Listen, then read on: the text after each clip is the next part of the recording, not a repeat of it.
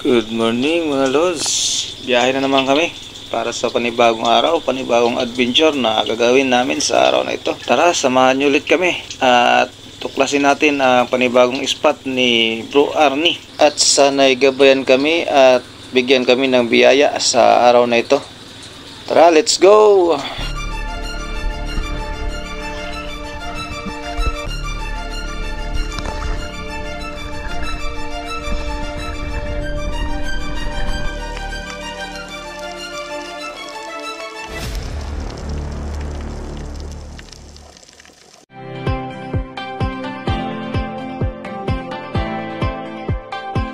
Ano mga lods, lumipat kami ng Bahura. Galing kami doon kanina, hindi kaya ang labo, kaya lumipat kami dito sa Bahura sa gitna ng maraming isda. Ayan mga islaw, ikot yun, bundok.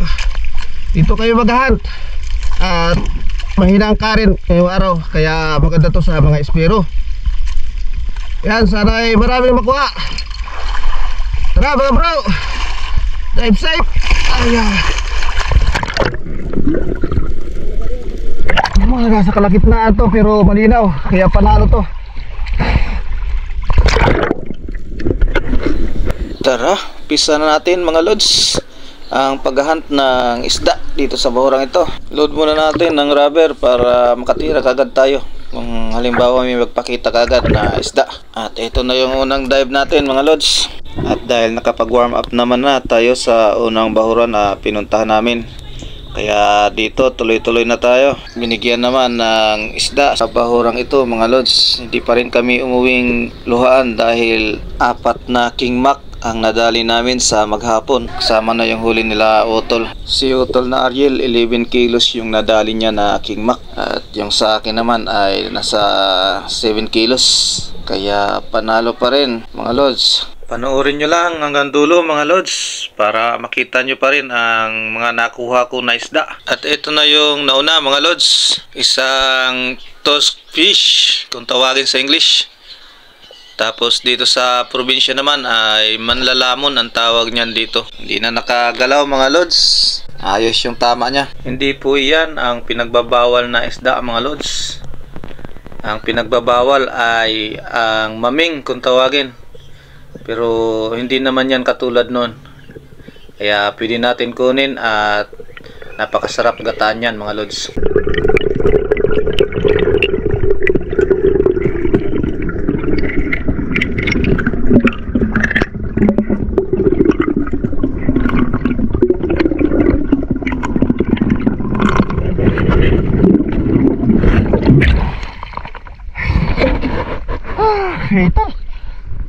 At ito na ulit ang sumunod na dive natin mga lods. Palipas ng ilang dive na wala, dito pinalad ulit tayo ng isa namang tribali mga lods. 4 na magkakasama pero nakuha natin yung isa. Medyo matagal nga lang makalapat sa bahura mga lods dahil nasa malalim-lalim na part. Pero sulit naman at binigyan ng tribali. Ayos na ayos dahil good size naman na. Ayan mga lods, pagkalapat ko pa lang sa bahura, maya maya lang ay nakita ko na, napansin ko sa may bandang unahan yung grupo nila. At palapit na ito kaya inantay ko na lang ng gusto para may sagawa ulit ang pagtira sa napili nating target. Sa naunang isda mga lods, hindi man lang lumingon, kaya dito ako sa pinakababang isda. Mas madali nating natira mga lods dahil napakalapit na. Ayun, sapul na sapul talaga. Naisabit nga lang yung line natin dyan sa bahura mga lods, kaya binalikan ko lang saglit. At okay naman, hatak ko na ang isda pa ibabaw. Panalo.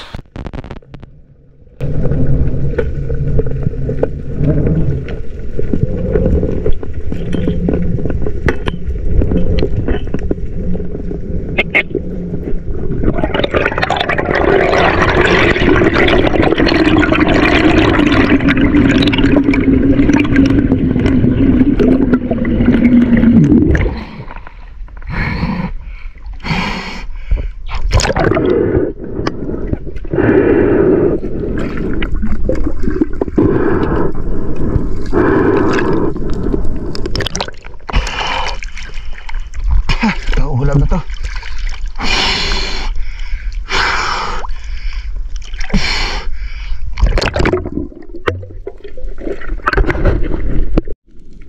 Next drop natin mga lods. Ayun, nakita ko yung dalawang sweet lips na pareho ang laki. Mahigit 2 kilo ang isa niyan mga lods. Kaya dali-dali akong nag-dive para maka-close ng gap sa dalawang isda na yan mga lods. O kaya sila naman ang palalapitin natin. Kaya eto, dumapa lang ako sa may bandang taas na bahura mga lods. Dahil pag sweet lips naman mga lods ay sadya naman talagang lalapit. Lalo na kapag nakadapa ka lang at hindi gumagalaw, maya-maya lang ay nandyan na sila. Kaya antayin natin ng konti mga lods. At mapapanood nyo mga lods kung gaano talaga siya kalapit. Halos nasa may bandang dulo na ng aking pana mga lods. Kaya pabor sa atin ang magandang patama na may sasagawa natin kapag napakalapit na ng isda. At ayan na nga siya mga lods. Yes.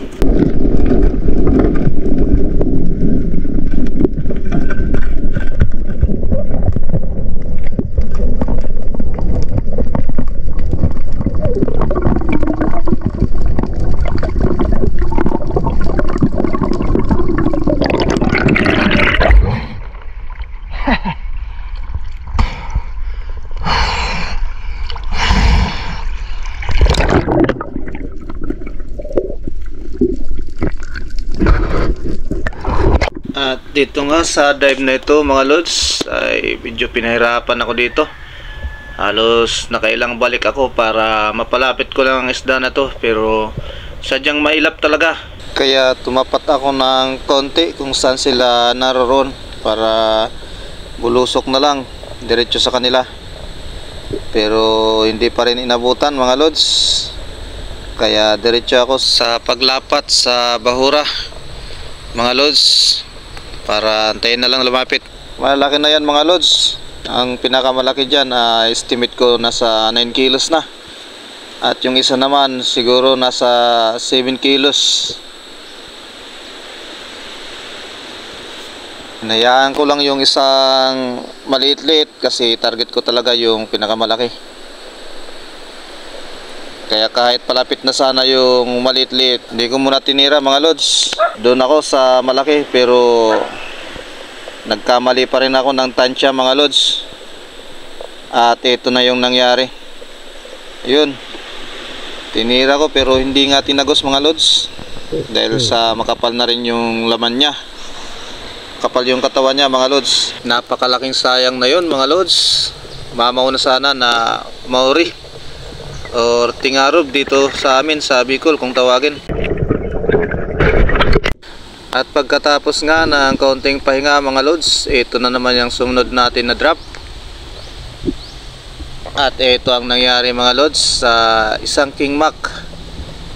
Drop shot lang yan mga lods, dahil nakita ko habang pailalim ako. Palapit na rin siya, kaya muntik nang tumagos ang shafting natin dyan dahil napakalapit na. Pero dahil malaki-laki na rin yan mga lods, kaya nahatak pa rin yung line natin. Ayos lang yan, at least maganda yung patama natin. At nakakasigurado na tayo na hindi talaga makakawala ang isda mga lods. Ayos, King Mac, panalo yan.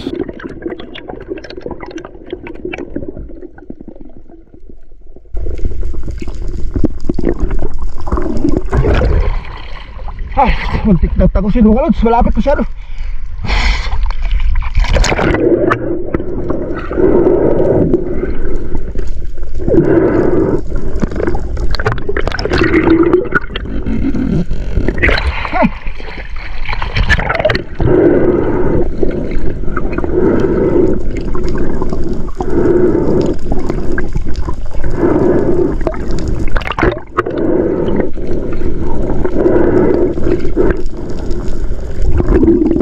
Katapos nga ma-recover ang isda na yan mga lods, ay nag-aya na ang mga tropa na lumipat na ng spot kasi medyo lumalakas na yung hangin at may palapit na ulan.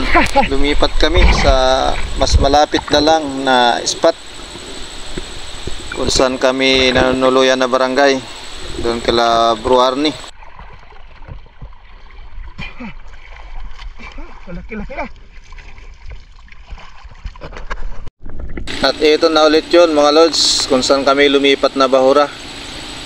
At may nagpakita agad na 3 tribali. Pinili ko na yung pinakamalaki dyan mga lods, 3 Brasi tribali sa napakababaw na spot. Panalo talaga mga lods. Dito lang yan mga lods, sa tapat ng barangay Kulunggugon, Karamuan Island.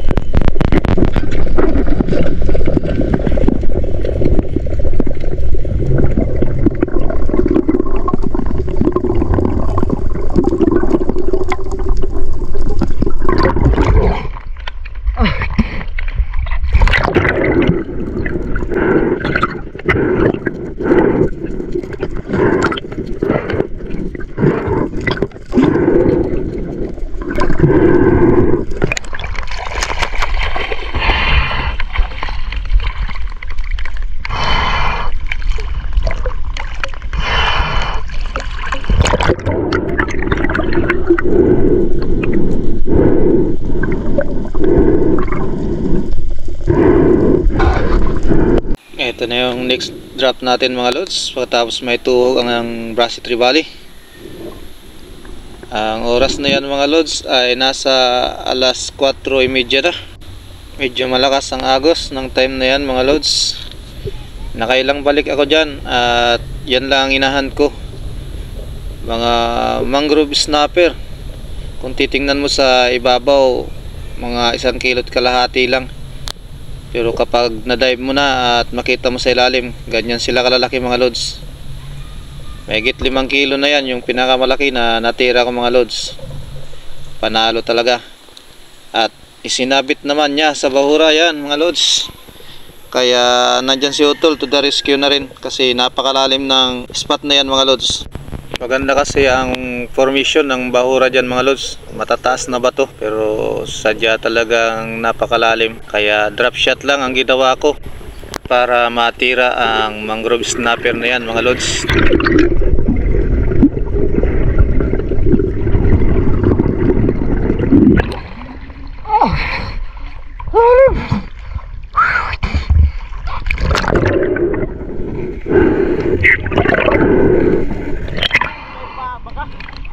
Sinurok.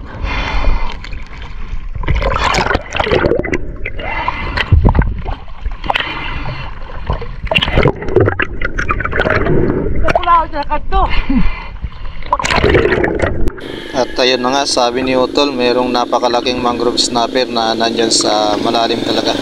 Pero sa natira ko na yan mga lods, sapat na yan sa napakalalim na spot na yan.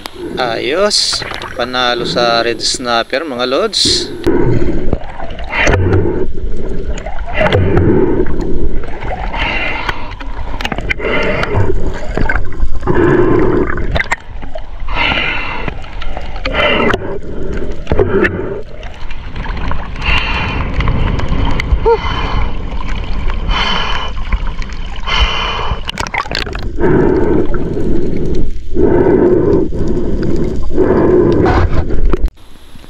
Iakyat ko na ang isda mga lods, dahil ang oras na yan ay uwian na rin, hapon na. Sa mga nadali namin nila Utol, yan, marami-rami din yan mga lods. Thank you sa spot ni Bro Arnie.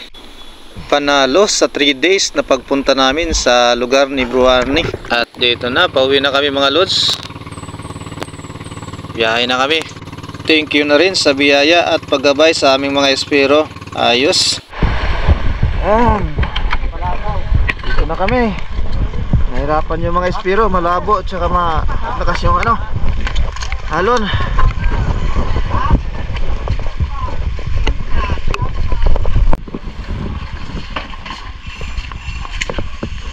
Apat na timak. Oh, hindi mo na. Yun lang, malabang tubig. Pinalad, pinalad.